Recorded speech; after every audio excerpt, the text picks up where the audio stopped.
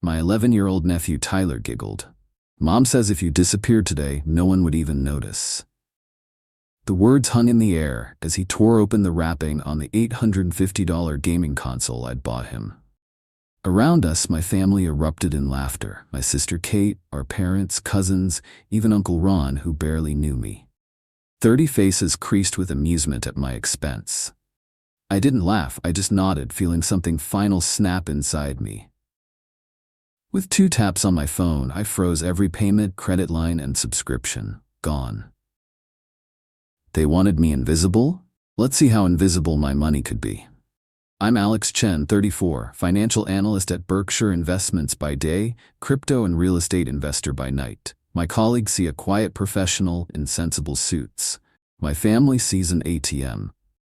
For 8 years, I've been the financial backbone everyone leans on but no one acknowledges. I pay half my parents' debt mortgage on the suburban 4-bedroom where I grew up. I cover Kate's rent when she's between jobs. A perpetual state despite her marketing degree. I funded my brother-in-law Mark's failed restaurant venture. When their car broke down, when the roof leaked, when property taxes came due, they called me. Last Christmas, I quietly paid off my parents' credit card debt. $23,447 that they'd accumulated, buying things they didn't need to impress people they barely liked. My mother hugged me, whispered our little secret, then asked if I could increase my monthly contribution. 3 months ago, I installed a $4,200 security system in their home after a break-in 2 streets over. They complained about the cameras being ugly. Meanwhile, my investments have flourished. The $50,000 inheritance from my grandmother that my parents tried to borrow became $300,000 in tech stocks and cryptocurrency. My small apartment downtown became a renovated loft, then a portfolio of rental properties. Not that my family knows this. To them, I have a nice little job and am doing okay for myself. They don't know about my investment accounts or the early retirement fund that's ahead of schedule. They see the steady paycheck, not the side hustle that eclipsed it 2 years ago.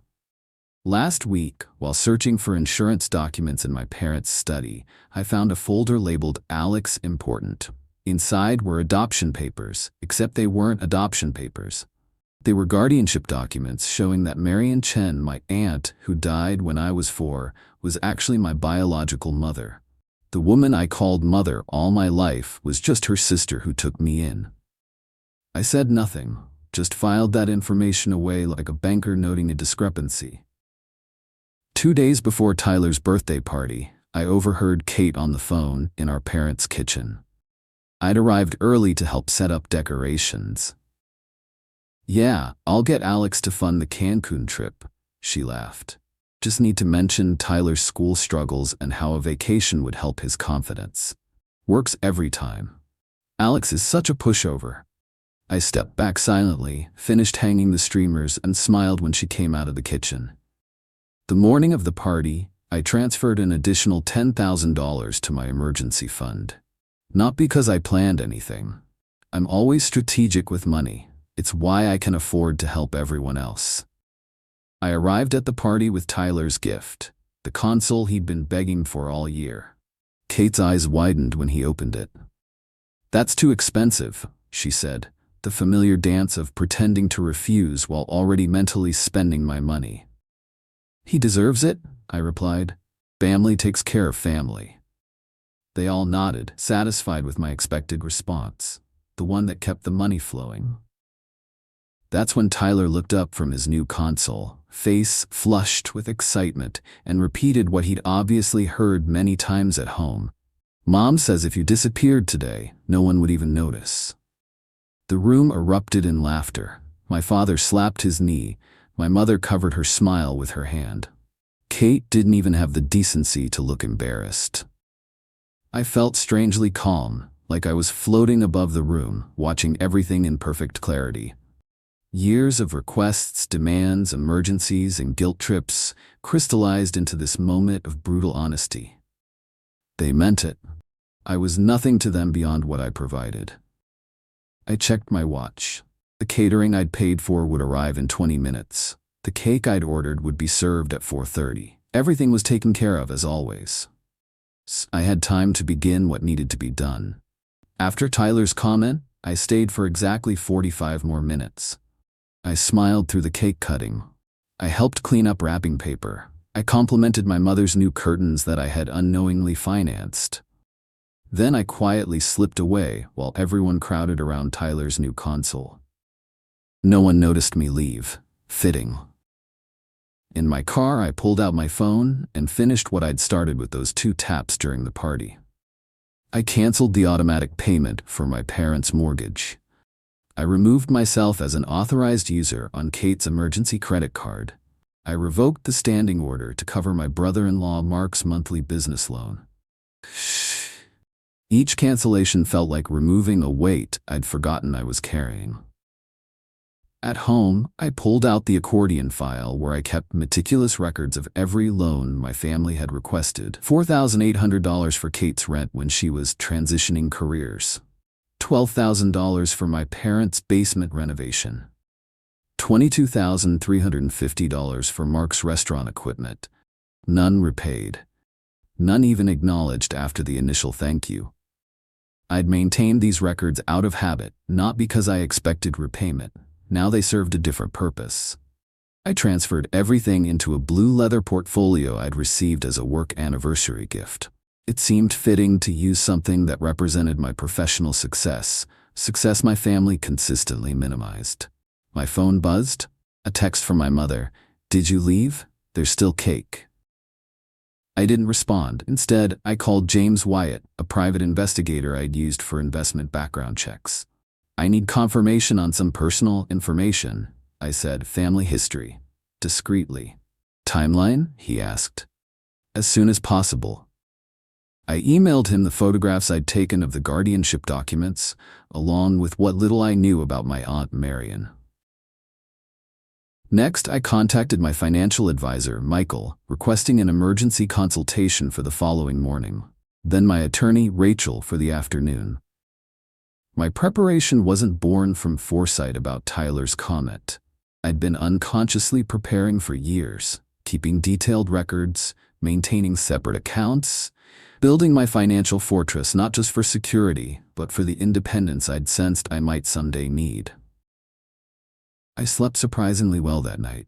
The next morning, my phone exploded with notifications. The mortgage payment had failed to process. Kate's credit card had been declined at Nordstrom. My brother-in-law's business loan payment had bounced. I silenced my phone and met with Michael.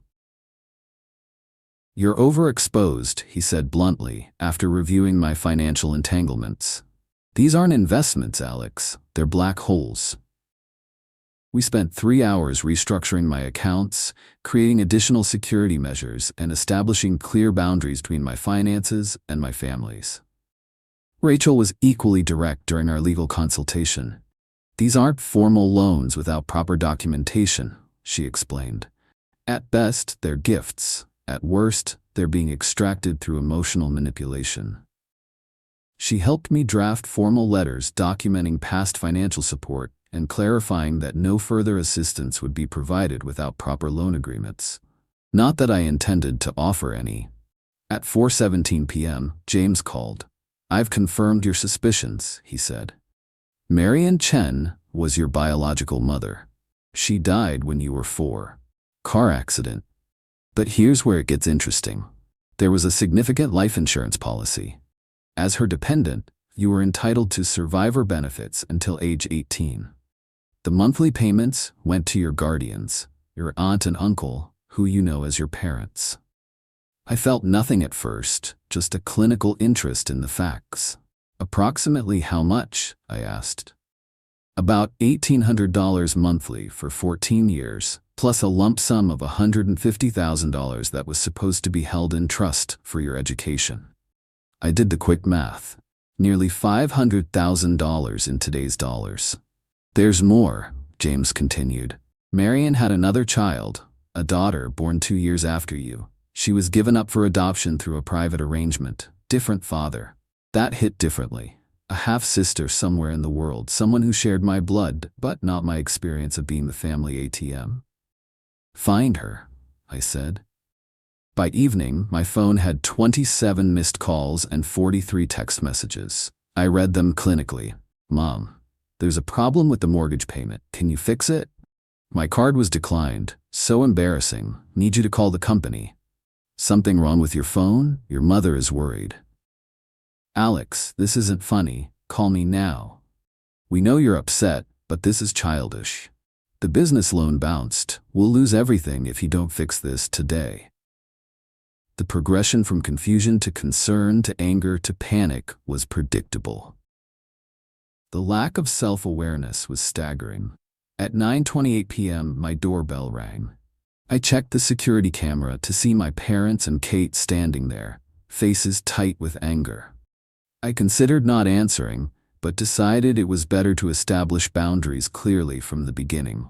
I opened the door but didn't invite them in. "What's going on with you?" Kate demanded. "Tyler's birthday was ruined because you had some kind of meltdown." "The mortgage payment didn't go through," my mother said simultaneously, "and Kate's card was declined." My father just glared, arms crossed. "Nothing's going through," I replied calmly. "I've discontinued all financial support." Their faces registered identical shock. "You can't do that," my father said. "I just did." "But why?" my mother asked, her voice rising. "Is this because of what Tyler said? He's just a child repeating something he heard." "Exactly," I replied. "He's repeating what he heard, what you all think." "This is ridiculous," Kate snapped. "Just when your investments are finally paying off, you decide to be selfish?" I raised an eyebrow. "My investments?" Kate faltered, realizing her mistake. "We talk, Alex," my father said roughly. "You think we don't know about your little side business, your properties? You've been holding out on us while we struggle." And there it was. They knew. They'd always known. They'd deliberately downplayed my success to keep me feeling like I needed to prove my worth. "You should leave now," I said quietly. "You owe us," my father hissed, stepping forward. "After everything we did for you, we could have sent you back to the system when Marion died, but we kept you." I felt a cold wave wash over me as the last piece fell into place. "What did you just say?" My father's face drained of color as he realized what he'd revealed. My mother grabbed his arm, squeezing it in warning. Kate looked between them, confusion mixing with growing awareness. "Who is Marion?" Kate asked, though I could tell from her tone she already knew. No one answered her. "You knew," I said, my voice eerily calm despite the roaring in my ears. "All this time, you knew I wasn't adopted. You knew Marion was my mother." "Alex, it's complicated," my mother began, her voice taking on the soothing tone she used when asking for money. "We raised you as our own. Does it really matter whose?" "You took her survivor benefits," I interrupted, "for 14 years, and the insurance money." My father's expression hardened. "We earned every penny raising you. Do you have any idea what it costs to raise a child?" "Apparently about $500, I replied, "plus whatever you've extracted from me as an adult." Kate stepped forward, always quick to redirect. "Look, this is ancient history. We have real problems now. My landlord is threatening eviction. Mark's business loan. Those aren't my problems," I said. "Of course they are," Kate exploded. "We're family. That's what family does. We help each other." "When have any of you helped me?" I asked. Silence. "You should go," I repeated. "You can't just cut us off," my father growled. "We're your parents." "No," I said. "You're my guardians who misappropriated funds meant for my care and education, then spent decades convincing me I owed you for taking me in. We're done." I closed the door on their protests and leaned against it, my composure finally cracking. My breath came in short gasps. The room tilted. I slid down to the floor, my back against the door, as the first panic attack I'd had since college overwhelmed me. I don't remember calling 911. I just remember the paramedic's gentle voice asking if there was someone they could call for me, and the bitter laugh that escaped me at the question. The next morning, I called in sick to work for the first time in 3 years. I spent the day securing my finances further. I changed all my passwords. I froze my credit. I removed my parents as my emergency contacts and medical proxies. I altered my investment account settings to require dual authentication for any changes. My phone continued to explode with messages from family members. Some threatened legal action. Others attempted guilt. Your father isn't sleeping. We might lose the house. Tyler keeps asking what he did wrong. The most disturbing came from an unknown number. We've always had your best interests at heart. You should check your life insurance policy. Family looks out for family. I forwarded it to Rachel, who called immediately. Have you ever taken out a life insurance policy? She asked. No. Check your credit report now. There it was. 2 life insurance policies taken out 3 years ago. I was listed as the insured. My parents were the beneficiaries.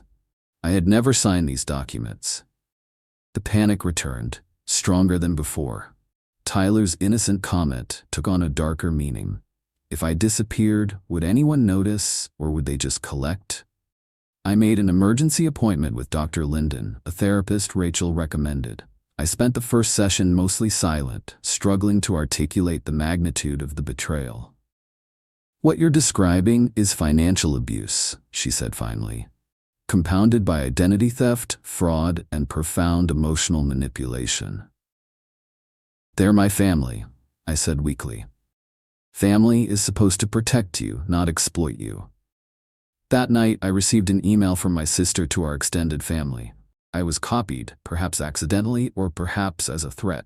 She claimed I was having a mental breakdown, refusing to help our ailing parents, abandoning the family that had sacrificed everything for me.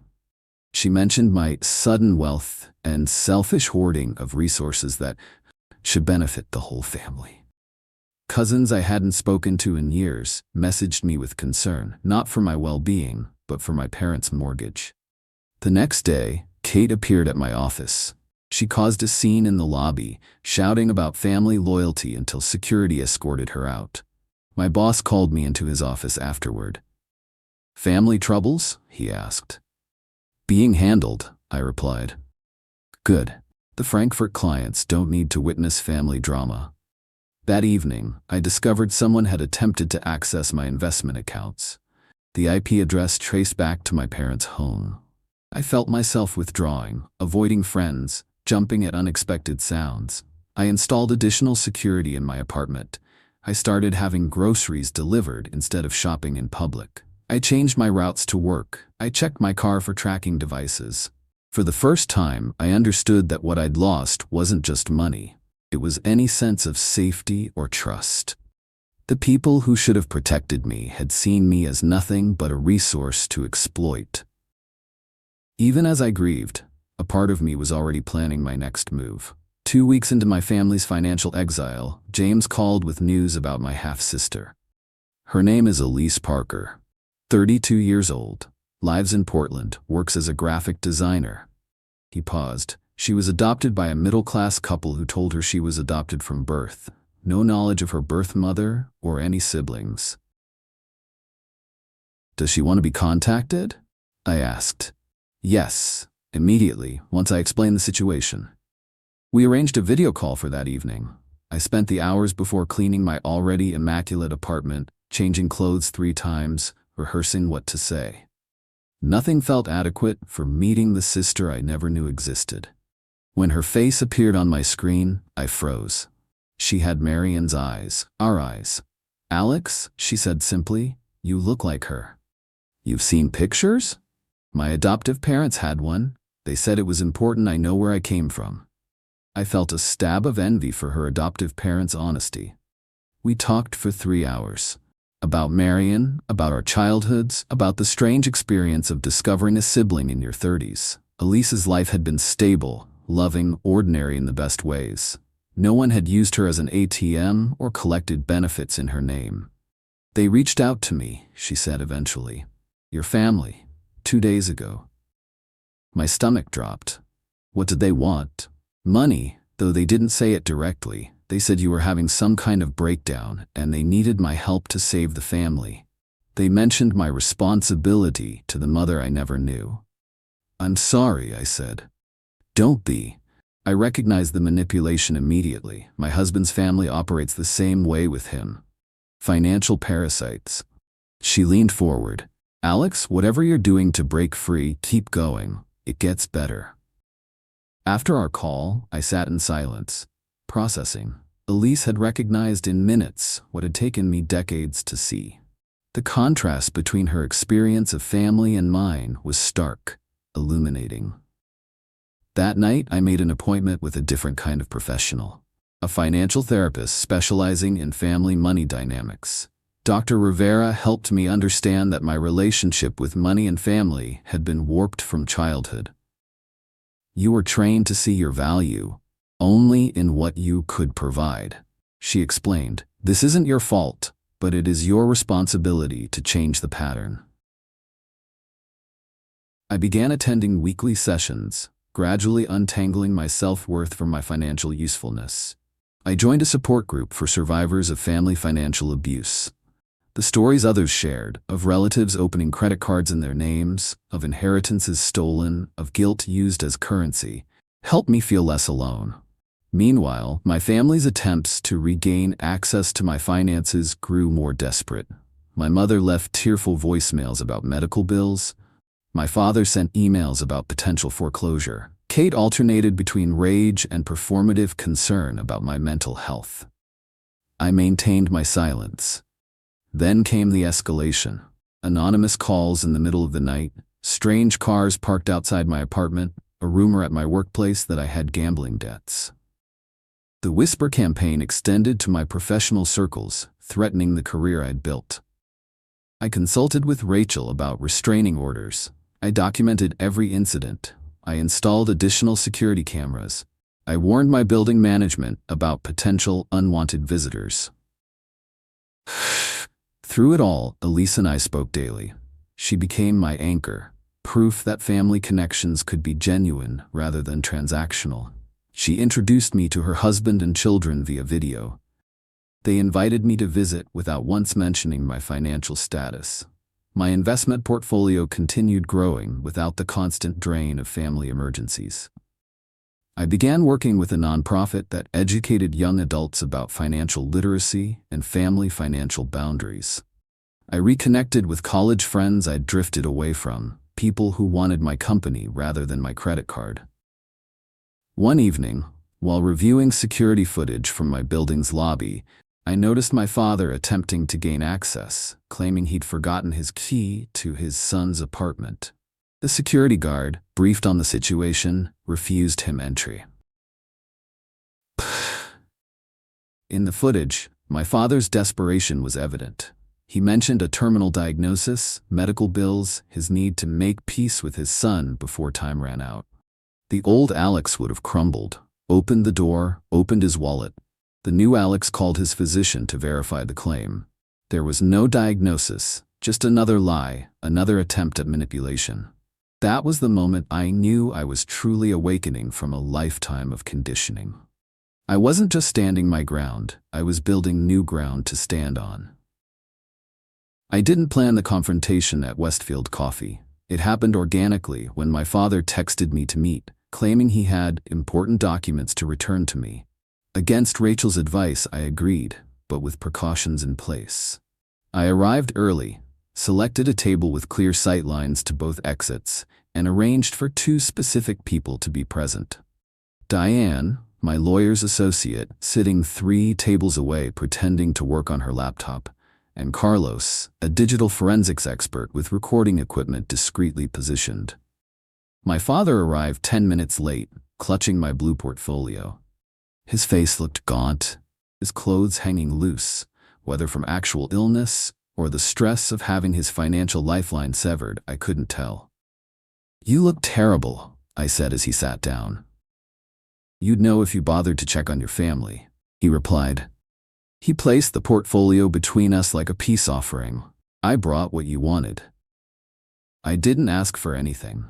These documents, from your apartment, you left them behind." I hadn't left anything at their house in months. This was a fabrication, a pretense to meet.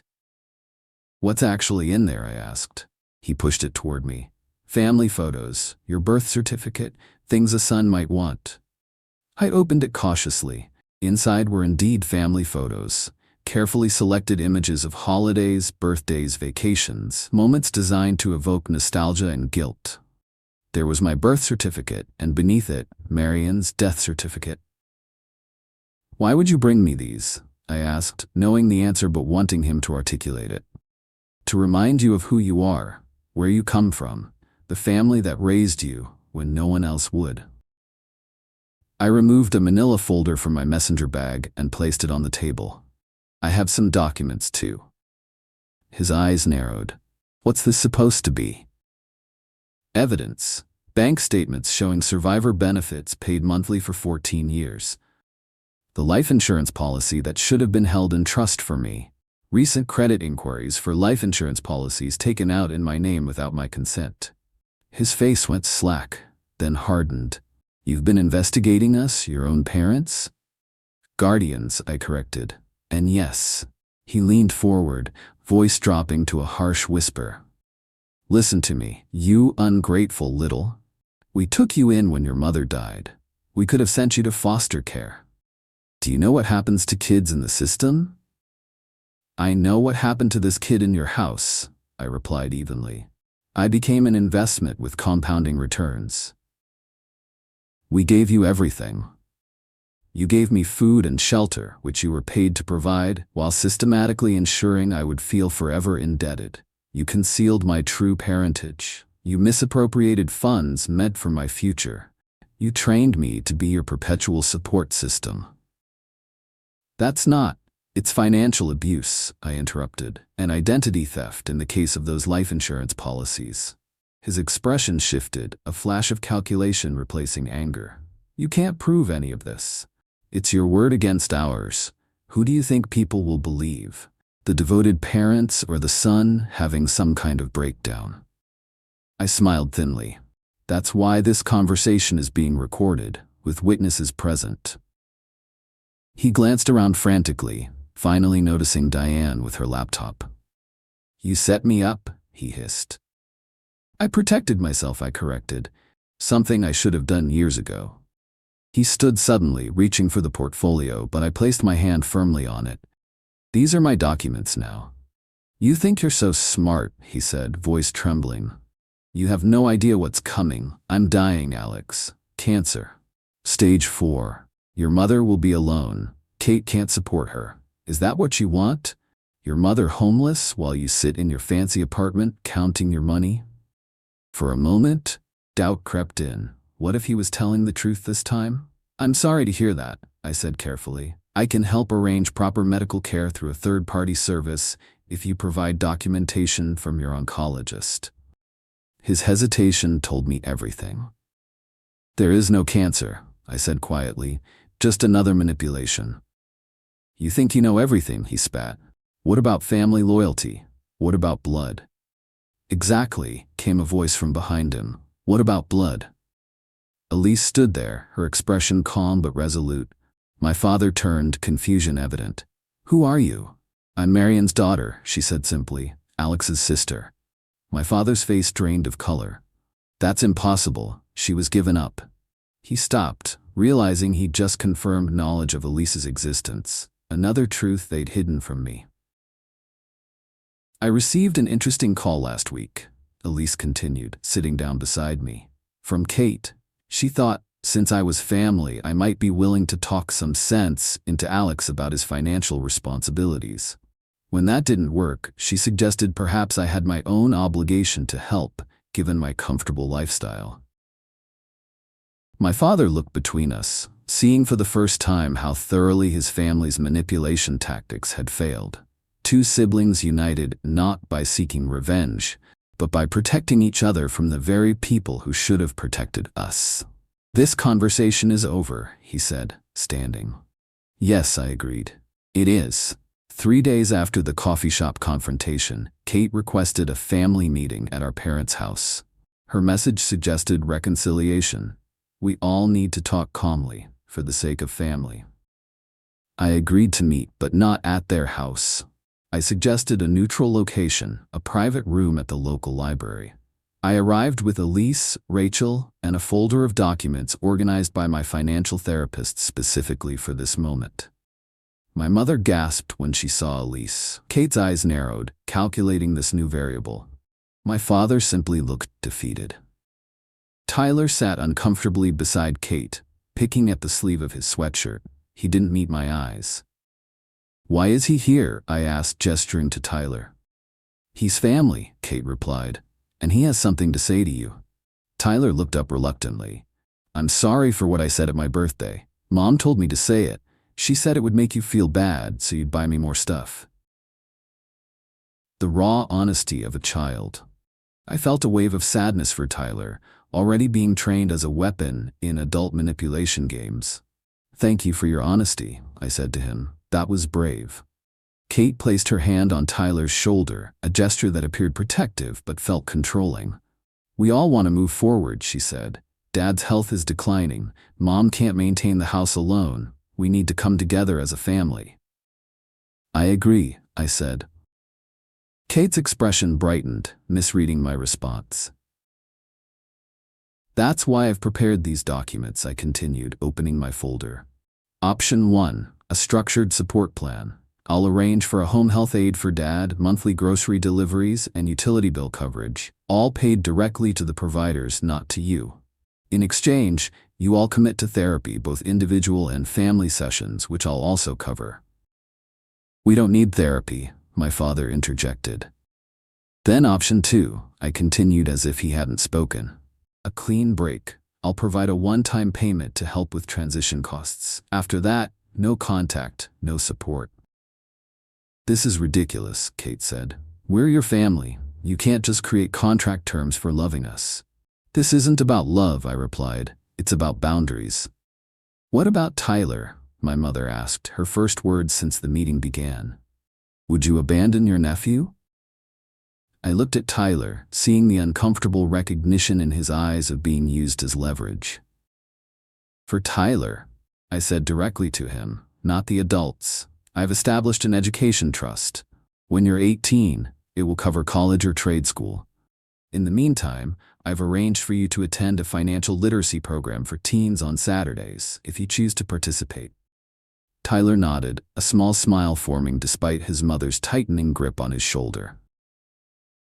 "This is your idea of family?" my father asked bitterly. Elise spoke up. "This is his idea of health, of respect, of breaking generational patterns of exploitation." My mother turned to Elise, tears welling. "You don't understand. You weren't there. When Marion died, we had nothing. Except the life insurance and survivor benefits," I interrupted. "Nearly $500,000 in today's dollars." Silence fell as the truth hung in the air. "We have nothing left," Kate finally said, her voice small. "The mortgage is 3 months behind. Dad's medications are covered under option 1, I finished. Your choice, structure and healing, or separation. But the days of unlimited, unaccountable financial support are over." In that moment, watching their faces cycle through disbelief, anger, and finally desperate calculation, I realized a profound truth. I wasn't invisible anymore. Perhaps for the first time, they were truly seeing me. 1 year after Tyler's birthday party, I sit on the balcony of my new home overlooking the lake, Elise and her family visiting for the weekend. Her children splash in the water while our spouses prepare lunch inside. My parents chose option 2, the clean break with one-time payment.